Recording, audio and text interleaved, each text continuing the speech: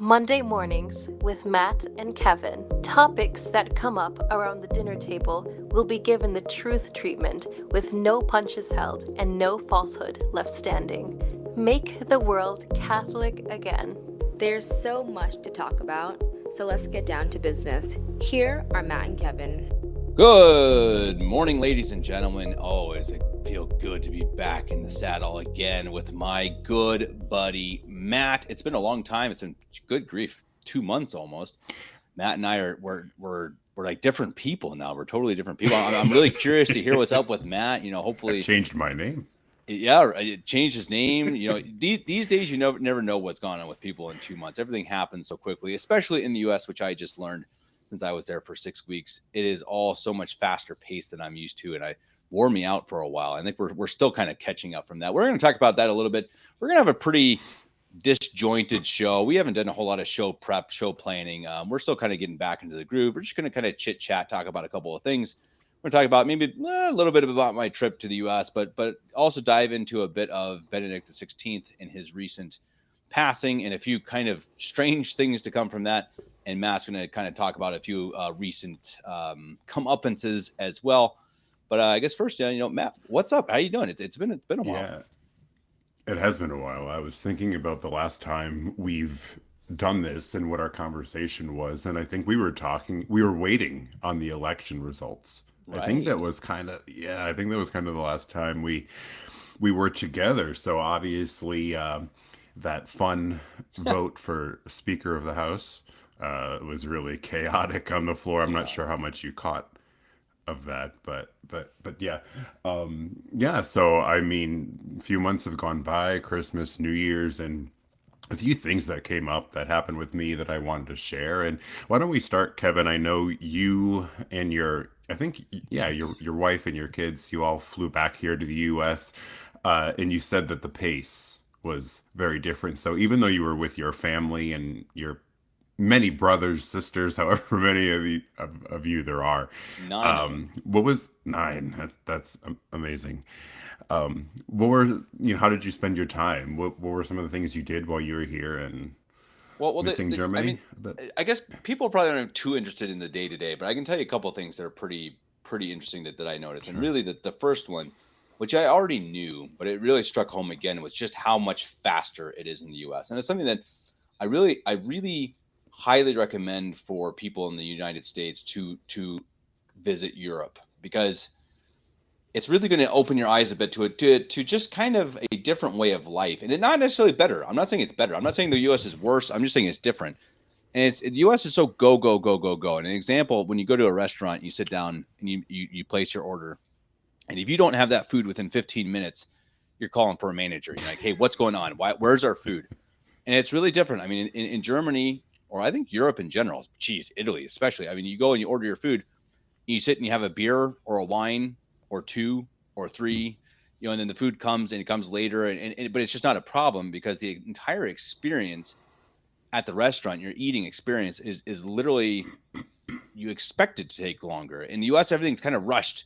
You go there, you sit, you eat, you leave, and it's really something that, again, I really highly recommend people to come and visit Europe, come visit us and just sit down and experience that, because I think it's really going to open your eyes to a different way of living. And I think it may even help people to sit back and say, hey, let's slow down a little bit, especially at home, let's take things a little bit slower. I mean, I think when you do that, you really do, I don't know, you change your life a little bit, and it's really changed me. And I think the mix between the American and the European way is really good. I think you need a balance of many different things, cultural things and whatnot. But I think that mix of, hey, let's slow down a little bit. But I do want to say on that topic, everybody, we're doing a pilgrimage to Altötting, which is the biggest pilgrimage place in Germany. I've done it now 4 or 5 times, and it's unbelievably effective, incredibly effective. We just recently had a minor miracle where a lady we knew was having an incredibly difficult pregnancy, had to have really an emergency surgery, and it was dire. It was very dire. So we did a small pilgrimage to Altötting, and the next day they had the surgery, and everything was perfectly fine, and like miraculously, like truly, the doctor was like, "Hey, the odds were almost 0." And so, again, please, if you're interested in a pilgrimage, email me, kevin89davis@gmail.com. Come check it out. Come walk, honor Our Lady, pray, get your prayers answered most of the time. And hey, check out the European culture. Yeah, it's funny, 2 points that I wanted to chime in with there. I noticed with my grandparents who were Italian, how long it would take them to eat. And that would drive me nuts because my mindset was like, the food is ready, the food is here, Right. the food is hot. Like, get it in your mouth, swallow, and like, let's get out of here. And they would really like make dinner an event, like it was an experience, to kind of enjoy. And I wonder if that is what contributes to a lot of Americans being so anxious all the time, feeling like that rush, let's go, hurry up kind of mentality that has contributed to that inner, anxiety, or like that lack of peace. But actually, a question about the pilgrimage, Kevin, because I thought of this when I saw you post. I know people, back when I used to go to the Indult, a lot of people were obsessed with Bayside, if you've ever heard of that. Sounds familiar. It's this it's an apparition, apparently, anyway, in New York, Bayside, New York, where Our Lady, supposedly appears, and grants miracles. And a lot of people that I knew here, they would drive down maybe about 2-ish hours or so looking for a miracle. And I don't know, this is just a genuine question, but what do you think about people who maybe go to these places? Do you think you should expect a miracle? Should you hope for a miracle? Should you ask? Like, what's kind of your mindset going into something like this? That's a great question. And I think obviously you always pray for God's will, of course. I mean, that's the first thing. And you don't expect, if you go in, let's say, looking for love or looking for a new job or looking for some answer, you can't go in like, if I don't get it, then Mary is not real type of a thing. But I think that we can go in, and you really go in with this full confidence that Our Lady can grant it. She can intercede for it and can answer it. And if it's God's will, then it will be done. And I think that I can say for sure, if you do this and you walk 60 kilometers, which is, I don't know, 42 miles, something like that, in 2 days, it's hard and it hurts and it's not fun at a lot of times, and you're doing it for Our Lady and for your own, penance in a way, it will be beneficial. Even if your prayers aren't answered miraculously, 100%, I promise you, you will benefit from it. And so I think that's, even if you go and again, you're asking for a new job or whatever, and you don't get it, always remember too, and this is really important in providence, that just because you don't get the answer you are hoping for never means that you didn't get an answer, right? And I think that's something that's really hard to remember. That's like, just because you didn't get the job you wanted, maybe you weren't meant to get that job, or it would be a bad thing. Maybe Our Lady did answer your prayer. You just don't realize it at the time. It's really interesting too. We used to have in the chapel, again at the Indult where I would go, we used to have a little journal where people can write prayer requests, either for other people to pray for them or to go to these sites. And one thing that stood out to me, because you talk about jobs and you talk about things, a lot of people's requests seem to be more interior. I didn't see much. I remember reading through the journals. They didn't really ask for, like, say, a job or a house or whatever. They wanted some sort of internal healing, some sort of like, heal me from this interior wound or this regret or all of this. And, it's interesting when you hear other people make the requests that they have for themselves. It's always great, the intercessory prayer. But yeah, that sounds great. Go with the mindset of, your will, not mine, and lay the petitions before Our Lady and trust that she will answer in the way that she sees fit in union with her divine son's will. So sounds great. Sounds fun. Sounds like you've got a, Well, and it's really great. And this is kind of a side note, obviously, but you also get to meet a lot of great people. I mean, really, you're walking for miles and miles, and a lot of the time, of course, you're praying and you're singing and you're chanting and you're contemplating. But there is obviously time along the way where you can chat with people walking alongside you, and these are people from hopefully Italy and France and Poland and Germany and Austria and hopefully America. So really, really cannot recommend it enough. I know it's kind of turned into a pitch for the pilgrimage, but it's something that No, it is like really one of the most important things to me, and I cannot recommend it enough. So email me if you're interested. And next, so this is really interesting, and I asked Matt before the show if he had seen this, and he hasn't. There is a photo floating around of Benedict XVI, passed away. He's on his death pier or whatever you want to call it, pyre, what's it called? Anyway, on the stretcher, and there's six guys carrying him, kind of like in the back alley. You see St. Peter's Dome behind the picture, and they're carrying him through, and they're putting his body into like a minivan, like this little like transporter, like a little tiny Golf, like a Volkswagen Golf type thing. And it's really bizarre because can you imagine a pope, like a true pope, being put in a back alley into a minivan to be transported somewhere?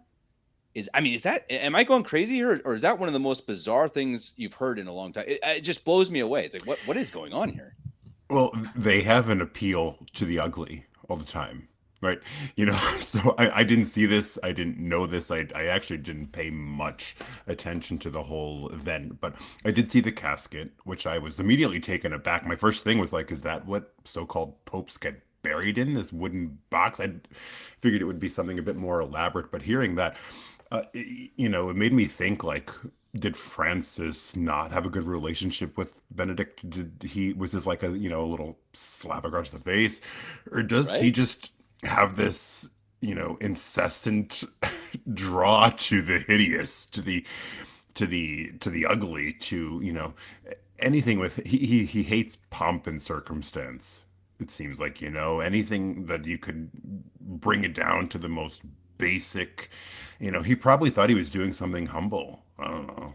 Well, and that's an interesting point because I think, and I'm sure you would agree with me, there's a difference between humility in the person and Oh yes. humility in the position. Because there are plenty of humble popes. Look at Saint Pius X. The 10th, But yes. as a person, he was extremely humble. But in his position as pope, in that seat, of course, he was not. He had all the grandeur and all the vestments and everything as grand as possible because it's in a way above him. That is Yes. it deserves all the honor and glory that can be given to it because of the importance it plays.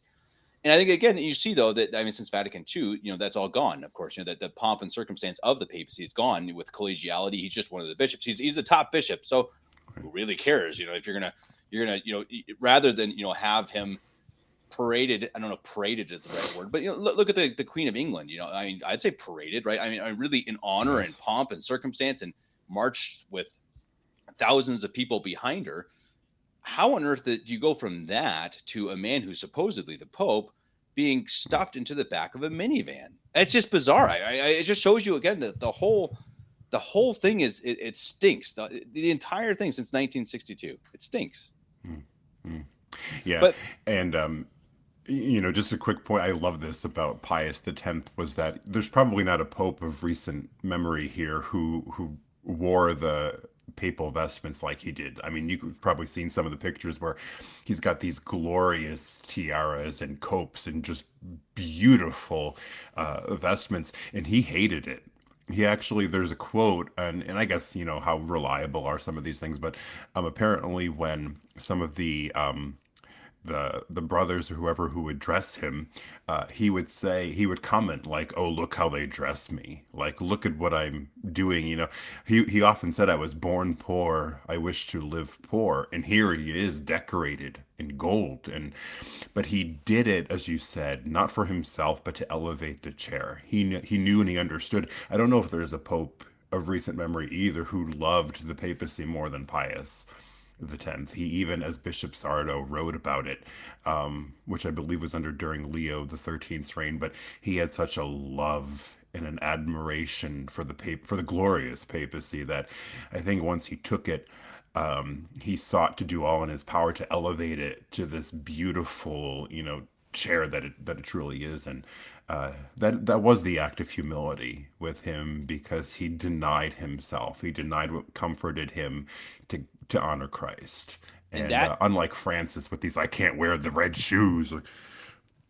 That's such a great point, and that point about how humility isn't necessarily always wearing sackcloth, right? It is humility is oftentimes giving, away your own will, not what you want, but what is, best, or what God wants, especially. But you're so right, exactly. So Francis doesn't like pomp and circumstance. That doesn't mean he's humble. That doesn't mean he's humble. I mean, that's so true, and I hope people realize that. Just because he walks around, or he says that the supposed funeral mass for Benedict with just a stole over his white robe, I suppose. I mean, yeah. or alb, yeah. And he's sitting the whole time. I mean, that doesn't necessarily mean it's humility. And just because he doesn't really care, and doesn't appreciate the beauty of the church, and again, we see that throughout. And so we wanted to talk to you, Matt, today, because I recently had a podcast with Mario Dirksen, which I think everyone should go check out. Really, really fascinating. Yes. If you're interested in really who was Benedict XVI, Mario is the best in terms of doing the actual research and just spitting truth. The guy, he doesn't make things up. He's not emotional. He just says, hey, look, these are the words of Benedict. So go check that out. That's on the channel. I'll attach that to the show notes. And so, Matt, interestingly enough, you mentioned before the show that Mario and I both were sede vacantes during the papacy, or the supposed papacy of Benedict, but you weren't. You were actually part of the Novus Ordo Church. So what were your feelings about Benedict as he was Pope? The first thing that stood out to me when you guys were talking was you see these people on Twitter or wherever you may hear people chat about the topic, saying that Benedict led me to tradition. Because of Benedict, I found the traditional mass. And I think for myself, that was partially true, actually, but it was never his intention. I don't think he meant to lead someone like me to my position. And there's the other side of the coin too. What about the people who he caused scandal to, or led into heresy, or taught doctrines that were anti-Catholic too? He's got a whole litany of problems, which a true pope can't do this. But so for me, and I talked with you about this when we did our actually one-on-one interview however many months ago now. Right. During JP2's reign, I really start to have an eye for seeing things that didn't seem right. This didn't look good, or this didn't look Catholic. And I took the Father Cicada, when he was in seminary, approach. If only the Pope knew, I told you this when we did our interview, if only John Paul II knew, was my thought back then, that everything would be okay. And he was, for people who remember, he was very confined to a wheelchair during his final days. I don't think he spoke much. He wasn't very mobile. So I kind of credited a lot of the problems to that. That he couldn't get around, he couldn't see, he couldn't really speak, he couldn't move. How is he supposed to be this hammer of heresy? The guy can barely stand up. So when Ratzinger came in, I saw, it sounds bad, but I saw somebody who was mobile, somebody who could actually move around and take action, like, let's go. So that was the first for me, a pope that could move. I don't mean that in a bad way, but, finally someone with a little more life in him was my thought. And he looked the part. He looked, every bit traditional. So for me, this was like, all right, let's go here. Finally somebody, and you hear, he's this great theological conservative. He's this right wing of the church. All the pieces back then were lining up for me. I didn't know any doctrine or teaching on the papacy itself. I just thought, like, oh, look how great he looks. And truly because of him and his Summorum Pontificum, the traditional mass came to be at a local basilica here. And that's kind of how I started. I told you when I told my story, really, that I went to this basilica and they had advertised in the bulletin Latin Mass. And I was like, why would anybody ever want that? But yeah, so it's tough because you do see a lot of people saying, I credit him. I do have a little bit of that because it did pop up. Now, would I have come across the truth another way? Possibly, probably anyway. But it was a point for me. And, his reign, there were people who asked me, did you ever consider that Benedict is still the Pope, up until recently?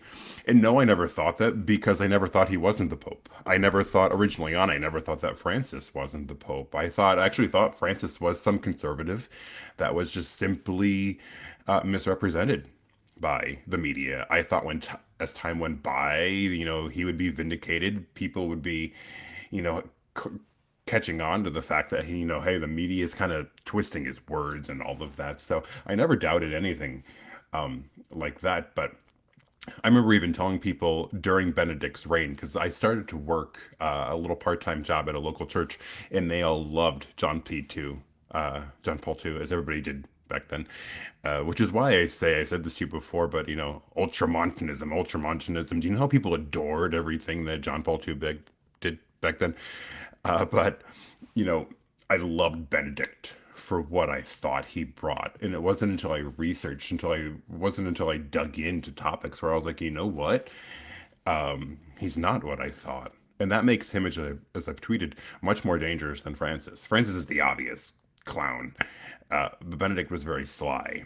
And you see a lot of the people on the quote unquote right, on the conservative side of the church in this Novus Ordo sect, appreciate Benedict because he seems to fit the part. And yeah, I mean, I had the indult mass at a local basilica because of him. And it was for me certainly part of my journey that made me realize the papacy is more than physical appearance, as you and Mario talked about. The papacy is much more than how it looks. You can find good-looking things anywhere. We're attached to doctrine. We're attached to the teachings that the church has passed on. So, I would hate to give credit because, as I said, he led many souls astray. He did things that a pope is divinely prevented from doing. He prayed in the mosque. He had countless interfaith services. He had his own Assisi meeting, I believe, with these pagan dancers. He's no different from the rest of them when you get to right to the facts of it.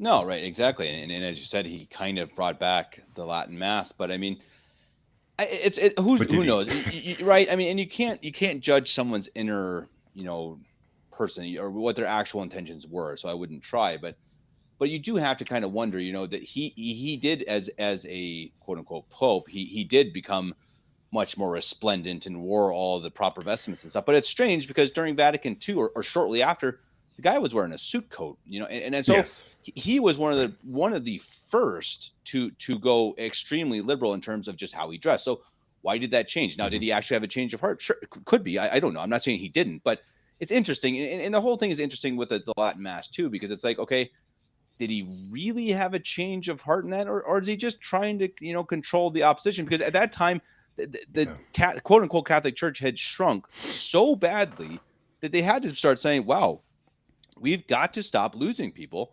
And maybe part of that is giving them something they want, which was a Latin Mass. They realized that.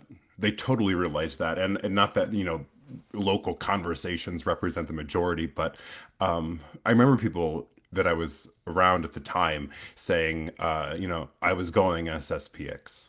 That was kind of like the thought there, that this, conciliar church had a lot of issues in it. These are people who I think, were generally people who wanted to be Catholic. They were very confused as to what is going on. They embraced the traditions.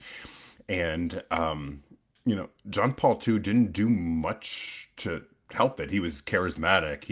He kind of tried to, bridge, I think, the pre and the post conciliar church.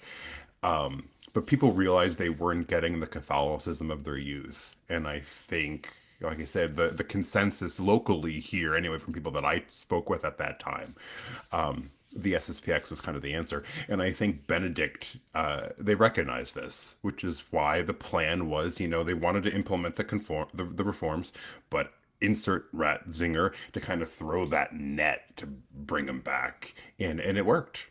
It was extremely successful. I think they had numbers of the success of Summorum Pontificum, and it reined in hundreds of thousands of people right in here. and didn't want to leave it. And so now it's funny because now he resigned, and now Francis, I don't know if you saw this, but just the other day, Novus Ordo Watch posted that there's apparently these new restrictions coming out from Francis against the traditional mass. And he's like pleading with you, recognize that I'm not the Pope, and people won't do it. They'll try to come up with all sorts of excuses. But this is all a game in my mind, this Ratzinger trap to keep people in here. And it was very successful to good, well-meaning, quote unquote, conservatives of this right wing of the Novus Ordo Church. It was very effective until people actually research a bit deeper. And another quick point that I wanted to make too, when I actually started serving the traditional mass in 2014, I believe it was, with under the indult, and the priest that would say the mass was ordained in 1958. So it was very easy for this basilica to kind of bring in some more pontificum because the priest there knew how to do it, as well as a member of the parish was a former fraternity of St. Peter seminarian. So it was a good mix to kind of implement it. And I remember speaking with father at the time, and he was a real priest. He is a real priest. He's in his 90s now, and he acts like he's 50. He moves around really well. I chatted with him. He was very soft-spoken, didn't a very few words, but I remember asking him, like, what do you remember from back then? Because he had a lot to share about how the church was truly beaming from the papacy of Pius XII. The church was glowing. And he loved those days. And he told me that everyone here was Catholic in this area of the country. It was just Catholic. Everybody went to mass. And he grew up in the 30s and 40s, and Catholicism was just booming. There was huge numbers. Everybody was pretty devout with their devotions and their mass attendance. And again, the church was just beaming from Pius XII's papacy.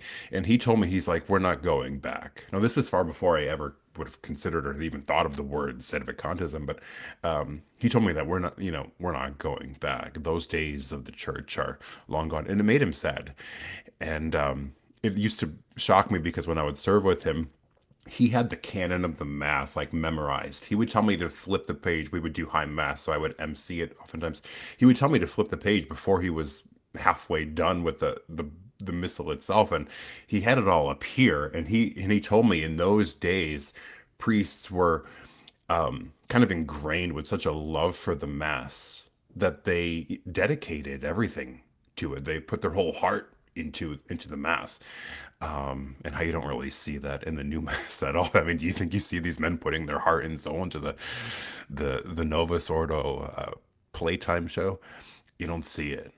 Well, and unfortunately, you're right. And it's crazy to think how that all happened in a span of 5 years from going from Pius XII to Vatican II. But that's a conversation for another time, because we could talk about that for the next day probably. But it's the question then becomes, as if we believe that we're the traditional Catholics, we're the ones who have the right path. We're following tradition and following the true teachings of the Catholic Church. It doesn't mean we're the only Catholics. Again, a very complicated topic, but we believe that the seat of Rome has been empty since 1958. There's very good reasons to believe so. What? And this is a really interesting question, because what are we doing to try to further God's glory and try to, bring in more Catholics? Because if we believe that we are correct and that we are right, and that, quote unquote, sedevacantism is true, really what we mean, traditional Catholicism and following the actual teachings of the church, then we should probably be proselytizing, right? No. Not according to Francis. Awful word. Right. Yes, we should absolutely be proselytizing. And this kind of leads into a story that I wanted to share. And I'm sure other listeners have similar experiences. I went to a local Barnes & Noble. I wanted to grab some magazines that I've been thinking about grabbing for a while. And I walked in, and there were these two young men, well-dressed, kind of standing near like they have a little coffee shop cafe section of Barnes & Noble. And a young woman walked up to them. And I thought, well, this can't be a date. Like, there's two men, so I don't know what's kind of going on here. But they started chatting with her, and they sat at a table, and I grabbed one of the magazines that I wanted to browse through, and I kind of sat near them, and they started talking about God. And I was like, interesting. And I heard them ask her, what religion are you? What faith are you? And she said, well, I'm Catholic, but I don't really know much about the faith. And I was like, oh, this is interesting. You don't know to eavesdrop, but I hear them sitting right next to me. And these two men kind of said that, that's great. They didn't have any resentment towards it. They, that's great. But we'd love to help get you into the Book of Mormon. And I was like, I knew it. They got their little badges on. They were missionaries. And so I started to listen to the conversation, and they opened up with, they wanted to pray with her, some ecumenical prayer to start the conversation. And they started to talk with her. And immediately, I was like, I have to go help her out. They were asking her questions that she had absolutely no idea didn't know how to answer. And they were pushing the Book of Mormon, Joseph Smith. They were pushing their faith directly onto her. And I thought at the time, like, wow, look at them proselytizing. And so here's the interesting part. I was thinking to myself, okay, how do I interject myself into this conversation? How do I go over there and say, I can't help but overhear what you're talking about? I'd like to, kind of chime in. And then I thought, okay, if they start pushing Joseph Smith or Mormon beliefs and all that with me, I wouldn't quite know how to answer. I'm not really well read on Mormonism. I don't really know much about them other than a few basic bullet points. What I could do is talk about Catholicism. I can certainly, go here. And so I actually thought, as I was sitting here listening to them say all their cringe stuff, I was like, this is actually going to be counterproductive. Here's what I'm going to do. I'm going to wait until they all finish. They're going to stand up. The woman's she was young, maybe in her early 20s. She was going to walk away, and I'm going to go up to her, kind of separate from the conversation here. And kind of just tell her, I heard you say that you're Catholic, that you don't really know too much about your faith. You were talking with these two men, and whatever, So I was waiting for that moment. So they stood up, and she stood up and she took a quick left, and I, not to like chase after her, but I stood up and I kind of went around, and she wasn't there. And I was like, oh, my plan is like unfolding. And so I kind of walked around a little bit. I did a few circles. She was totally gone, like disappeared. And it was actually a little creepy because I'm like, where did she go? She was gone. And then I felt guilt because like, oh wow, I didn't throw myself into a situation that I should have, or I wasn't comfortable with. And it made me think, these two men were very confident in standing here, finding somebody, saying, here, sit with us, and we're going to convince you of our religion. And like, wow, if there was 5 of us who did that, like, wow. So not to give credit to, the Mormons, but it really struck me like, we can do a lot more. Because they probably, I don't know, but I don't know what happened, but I bet they have this young woman either considering, either there at temple, or whatever they call it, or they grab somebody. And how often do you see Catholics doing that? You see Jehovah's Witnesses, you see sometimes Protestants standing on the streets, very American thing. The Catholics don't seem to do that. What do you think is shying us away, or how are we not ready? And they Right. are. Well, I guess the issue is that lay people are supposed to not technically proselytize. Now, in terms of going out in the streets and preaching, simply because I think, you can make mistakes, you can say something wrong, and because people are simply not catechized well enough. But I do think the question to me comes down to, and a really good point, like your situation, but even a better point, if you come across somebody, and I've had this, you go to work and whatever, come across somebody on the street, and somehow the faith comes up, and it does sometimes, not all the time, but sometimes it comes up. And if it does, what do you know about it? Why are you Catholic? I was asking my wife that yesterday. Why are you Catholic? Why? And I think that's a really interesting question. And I might do a podcast about it and go just ask random people, Catholics, traditional Catholics, and say, why are you Catholic? Why? because it's a really, really good question. It's really simple, but it's extremely difficult. Why are you Catholic? Okay, because it's true. Why is it true? How do we know it's true? I mean, what makes it true? Why is Catholicism true and Mormonism isn't? And these are things that are extremely profound, and we take it for granted completely. Now, I fortunately had a little bit of apologetics when I was in high school in Omaha with Bishop Pivarunas, but that's a long time ago. So, I can have on the top of my head some answers, but I can tell you not enough. I mean, would I be able to go to a table with two guys who've been, Bible thumping and Joseph Smith, words thumping for the last 2 years because that's what they take seriously? I don't know. I mean, I could tell you, I could do more maybe than you just because I did have an apologetics class against Mormonism, but is it enough? I don't know. And it's a really good point that if we ever want to proselytize, first point is learn your faith. I mean, that's it. I posted this on Twitter. I bought a bunch of them. The CMRI bookstore. People should certainly go check that out. They have a whole bunch of pamphlets, like $1. A few that I bought was Catholic Doctrine in 100 Sentences. Beautiful book. It's like $1, I think. So I ordered a bunch.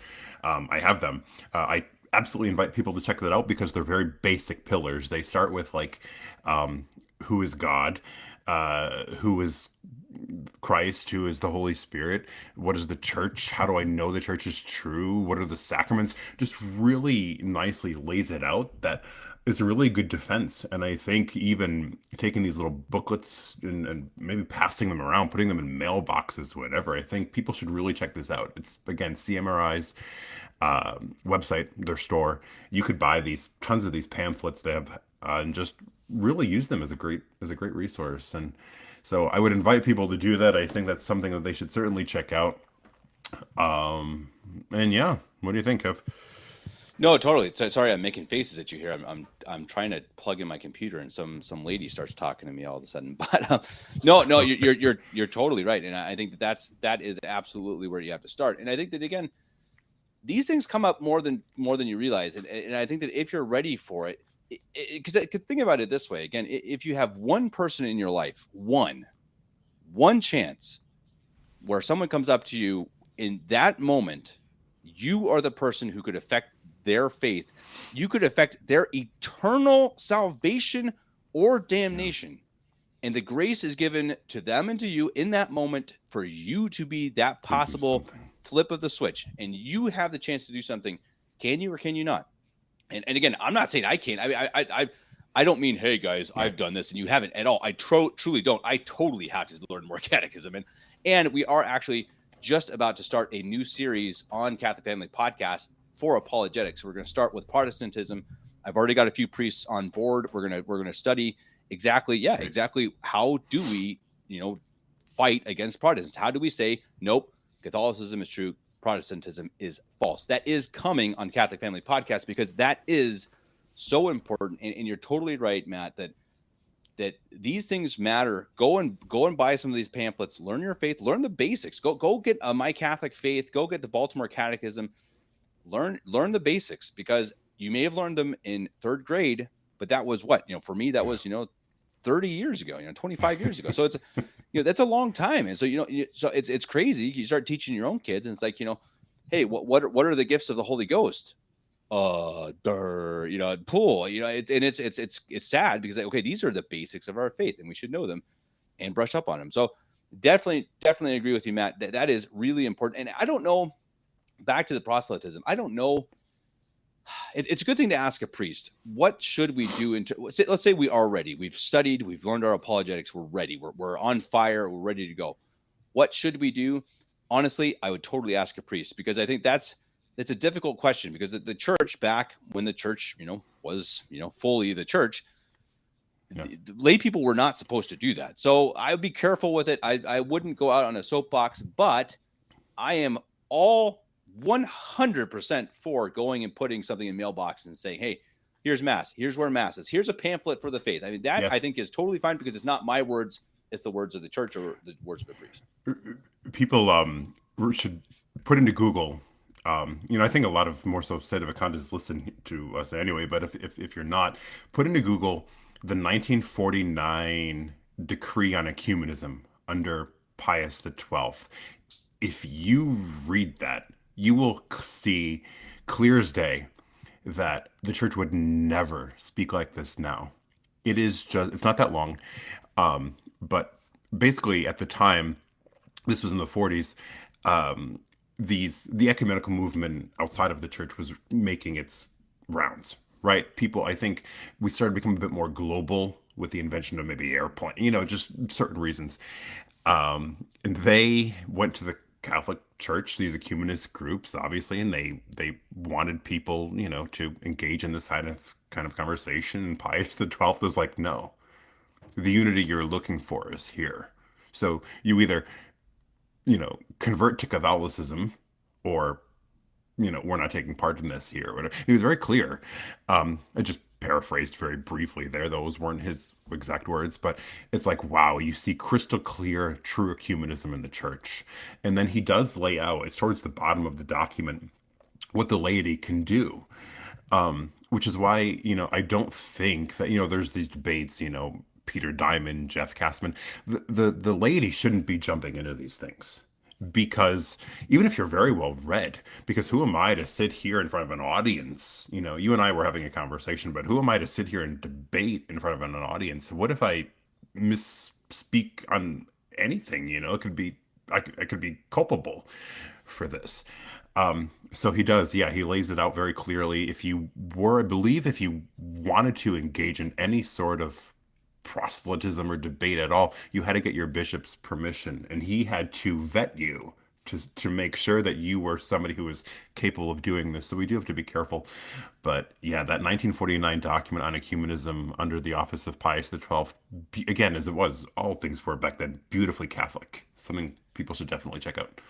Perfect. Matt, I appreciate it. I think that's a good place to end it. We got people a bunch of information, and I hope that people enjoyed a little bit of rambling, but we'll maybe get back to having guests and having segments here in the next week or two. But Matt and I just enjoy chit chatting here every now and then. But Matt, I appreciate it. Until next week, hopefully if we're both available, I'll talk to you then, and looking forward to it. Until then, God bless.